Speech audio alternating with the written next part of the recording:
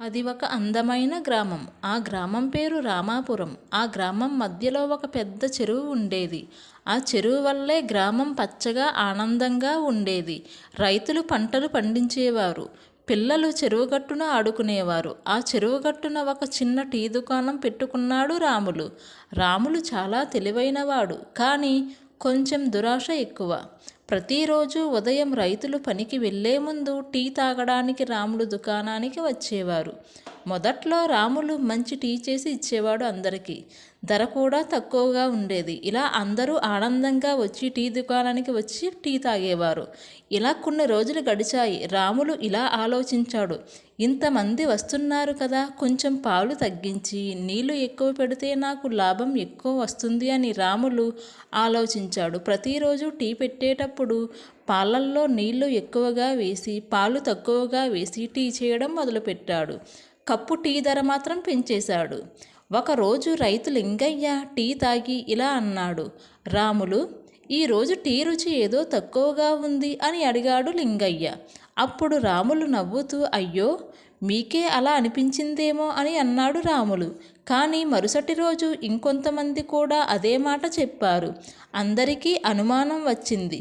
ఒకరోజు రాములు టీ కప్పులు కడిగిన నీటిని చెరువులో పోశాడు. ఆ నీటిలో సబ్బు చెత్త కలిసిపోయి ఉండేది.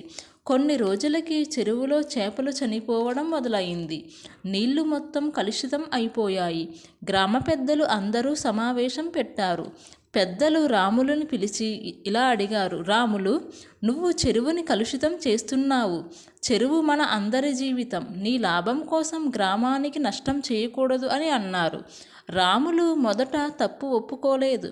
కానీ ఒక చిన్న బాలుడు ఇలా అన్నాడు, అన్నయ్య, నువ్వు చెరువు పక్కన వ్యాపారం చేస్తే చెరువుని కాపాడాలి కదా అని అన్నాడు ఆ బాలుడు. ఆ మాట రాముని మనసుకు తాకింది. అంతలో వర్షాలు కురవడం తగ్గిపోయాయి. చెరువులో నీరు తగ్గిపోయింది. చేపలు లేక రైతులు ఇబ్బందికి వచ్చింది. రాములు దుకాణానికి కూడా కస్టమర్లు తగ్గిపోయారు. ఎవరూ అతని దగ్గర టీ తాగడానికి రాలేదు. అప్పుడు రాములు తన తప్పు గ్రహించాడు. రాములు గ్రామ పెద్దల దగ్గరికి వెళ్ళి ఇలా అన్నాడు, నన్ను క్షమించండి, ఇకపై చెరువును శుభ్రంగా ఉంచుతాను, టీ కూడా నాణ్యంగా ఇస్తాను అని అన్నాడు. అతను చెరువుగట్టున చెత్త వేయకుండా ఒక డబ్బా పెట్టాడు. కప్పులు కడిగిన నీటిని చెరువులో వేయకుండా వేరే చోట పోశాడు. టీ నాణ్యత కూడా మెరుగుపరిచాడు రాములు. కొన్ని రోజులకి చెరువు మళ్ళీ శుభ్రంగా మారింది. చెరువులో చేపలు పెరగడం మొదలైంది. రైతులు సంతోషంగా ఉన్నారు. రాములు టీ దుకాణం మళ్ళీ పాపులర్ అయింది. ఈసారి మాత్రం అతను నిజాయితీగా వ్యాపారం చేశాడు. ఈ కథలో నీతి ఏంటంటే, లాభం కోసం ప్రకృతిని, సమాజాన్ని నష్టపరచకూడదు. నిజాయితీగా చేసిన వ్యాపారమే ఎప్పటికీ నిలుస్తుంది. ఇలాంటి కథల కోసం మన ఛానల్ని సబ్స్క్రైబ్ చేసుకోండి. స్టోరీ నచ్చితే లైక్ చేయండి.